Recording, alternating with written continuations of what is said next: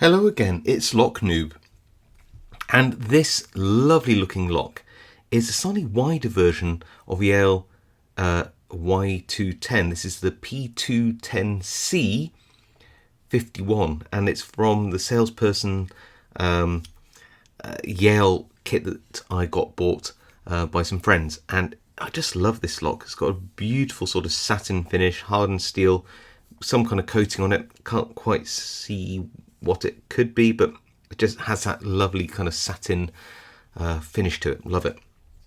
Here's the key with some very challenging bitting. Look how high pin 1 is and then how low pin 2 is. This is max for this key system. Same with pin 3, so it goes highest, lowest, highest. And all of these pins need to be picked. This isn't a zero lift, but it acts to protect pin 3 extraordinarily well. Let's pop the key in.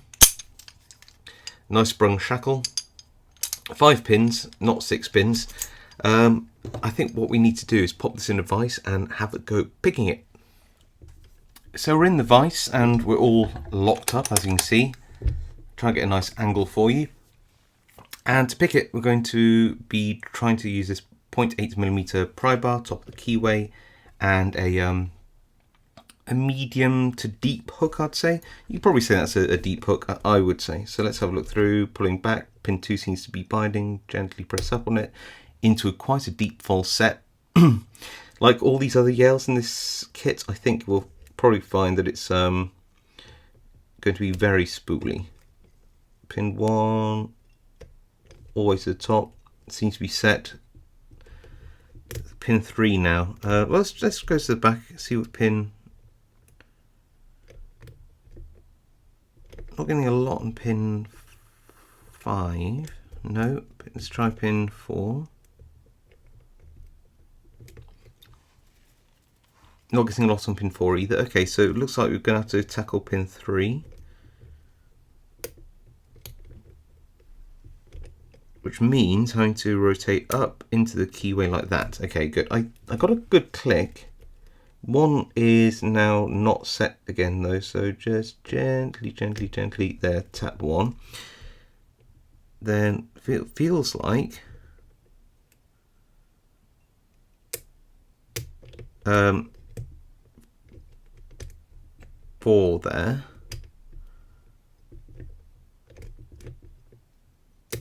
And a little bit of 5, but I think we'll drop pin 2 somewhere along the way.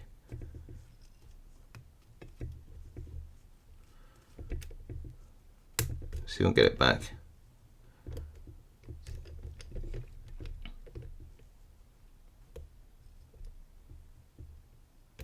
There we go, 2. Check 5 and 4. I'm semi-convinced of 4 and 5 now, I think. Yes, okay. 3 almost certainly dropped into dropped out of being picked, so let's just see if I can get back onto.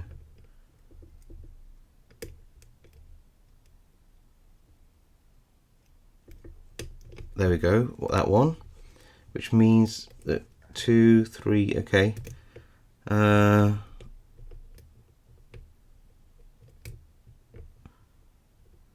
2 now, fine. 1 definitely seems picked. I'll just have another go just to make sure that it is. Don't overset it though.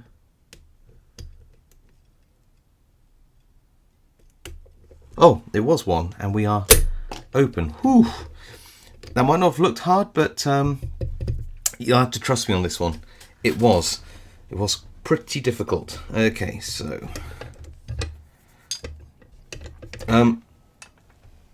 in fact, I'll share an inside secret, which I've done in many videos before, but I would always recommend this. If you're learning a lock and for whatever reason the keyway's tight or you're just not familiar with the pins, just pull it back through. You see that I've got some markings on here. They're not equally spaced. They don't really align with the holes, but it's just an indicator of the sort of depths that I might be going in and out. Sometimes without even just one marking, it'd be hard to judge whether you're going deeper in the lock or not. It's an optional thing. It doesn't harm your picks. You don't need to clean it off for the next lock. The fact that they align or don't align with the pins isn't really the point. They're just sort of depth markings more than anything else, how far in you're going with the pick. And that indication can be quite helpful. To other people, it might not be, but certainly when I'm lever lock picking, I like depth marks too. So anyway, like I said, it's just one of those techniques which it's always nice to have in the bag, so to speak. You don't have to use a technique like that, but knowing that you can just draw on your picks and it won't harm them is quite a useful bit of knowledge to understand or know about. Right, anyway. I find that on some extremely tight Euro cylinders, the only way I can effectively pick them is by putting the pick through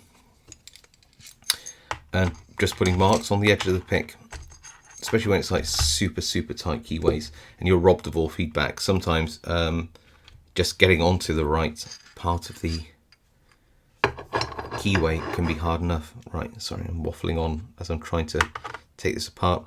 I'm going to turn this back to unpicked so I can just slide off that circlip, which I can do with these pliers, or I think I can.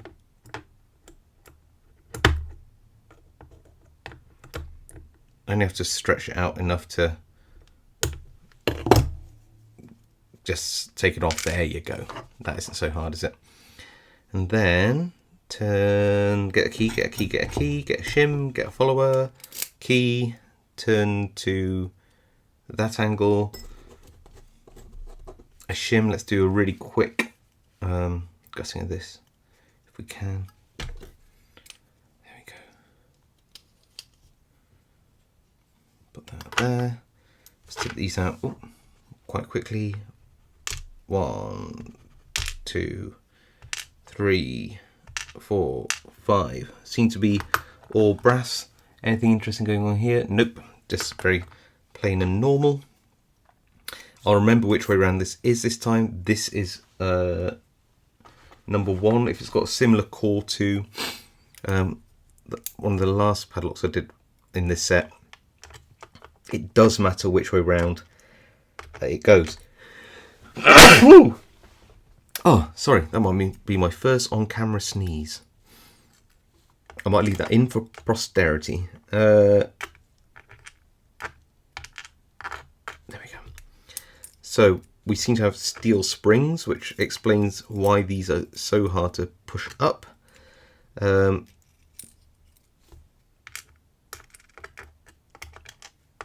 Driver pins and key pins in pin position 1 are also steel anti-drill. There we go.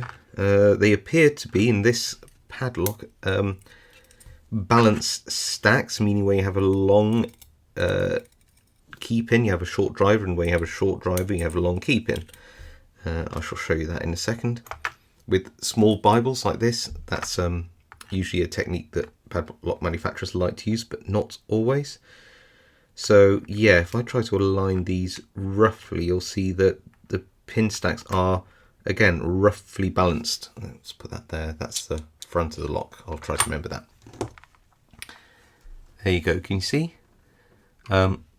Short-ish key pin, longish driver, short, very long, quite long key pins, short driver. So pin 2 was standard driver, all the rest were spools, and just look at how tight these spools are. Standard key pins, of course, but these spools are so thin. They give such a really nice false set, and it's hard to pick out of, especially with these strong steel springs. It really makes a difference on the picking for sure.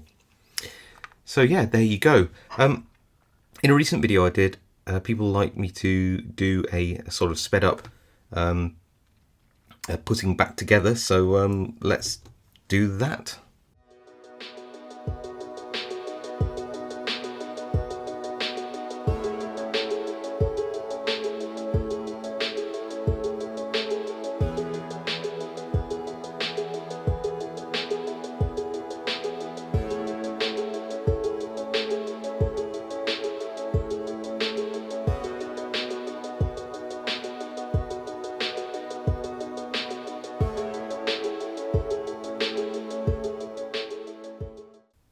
And there we are. Apart from a little trouble where I accidentally dropped the actuator and ball bearings out, we got it all closed up for you. So there you go. That was the amazing P210C Yale. I really love this lock. Hope you do too. If you do, drop this video a like. Hit subscribe if you haven't subscribed. Really helps me out. And of course, I'll see you all next time.